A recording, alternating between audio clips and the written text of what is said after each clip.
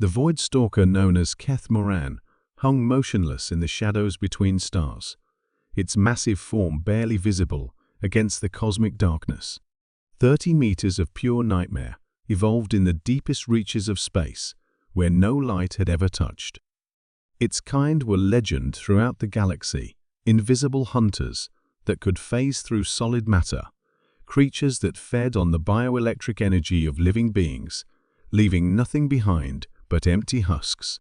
For 3 million years, void stalkers had been the apex predators of the universe. There was no species they couldn't hunt, no prey they couldn't eventually claim. Except one.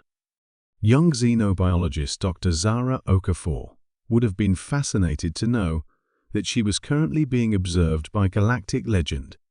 Her small research vessel, the Curiosity, drifted peacefully through the nebula as she collected stellar radiation samples, completely unaware that death itself watched from mere kilometers away. Keth Moran could smell her life force warm, vibrant, absolutely delicious. The human would make an excellent meal. Its kind had tried only once before to hunt humans, nearly 4 centuries ago. The memory of what happened next was burned into their collective genetic consciousness.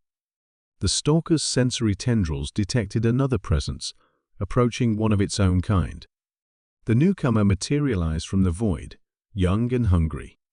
"Why do you hesitate, Ancient One?"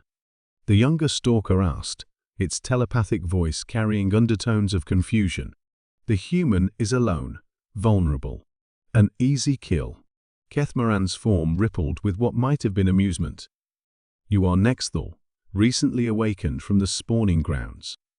You know nothing of humans. I know they are soft, short-lived, and lack any significant defensive capabilities," Nexthal replied confidently. "What more is there to know?" "Everything," Keth Moran said gravely. "Observe, young one, but do not act.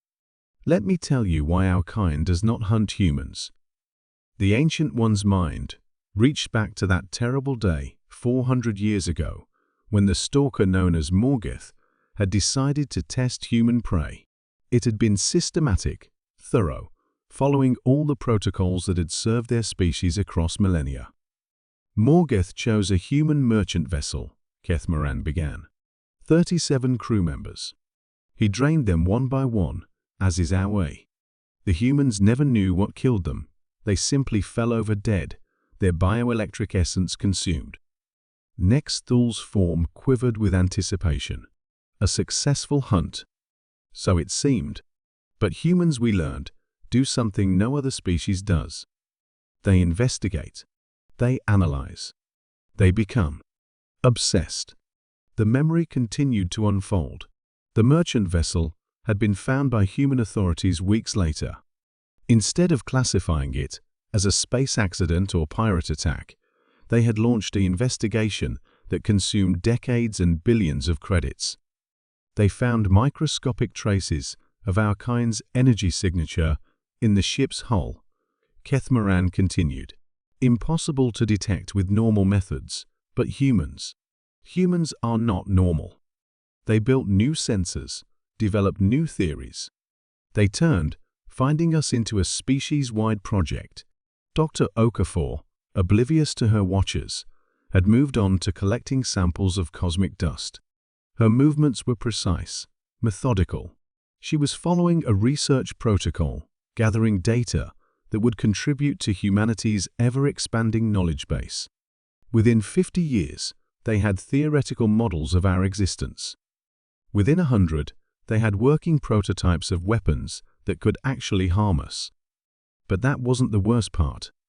Nexthal's attention was completely focused now. The worst part was what they did to Morgoth when they finally found him. The Ancient One's memory showed the capture humans arriving, not with conventional weapons, but with tools specifically designed to contain a void stalker. They had studied, planned, and prepared for nearly 2 centuries. They didn't kill him, Keth Moran said, its mental voice heavy with an emotion that might have been fear. They studied him. For 150 years, they kept him alive and aware, while they learned everything about our biology, our capabilities, our weaknesses. They dissected his abilities piece by piece while he remained conscious. "Impossible," Nexthor whispered. "No species could maintain such focus for so long. Humans don't forget, young one. They don't forgive. And they never, ever stop learning." Keth Moran's form began to fade as it prepared to depart. Morgoth is still alive in their laboratories. We know this because they broadcast his status to us regularly. A reminder. Dr. Okafor completed her sample collection and began preparing for jump to hyperspace. Her research would contribute to humanity's understanding of stellar formation, adding one more piece to the vast puzzle of cosmic knowledge that her species seemed determined to solve completely. But surely one human Nexthor would be missed. Her disappearance would be investigated. And humans share information, young one. They collaborate across their entire species. Kill one human mysteriously, and 8 billion humans start looking for the cause. They never stop. They never give up. And they learn.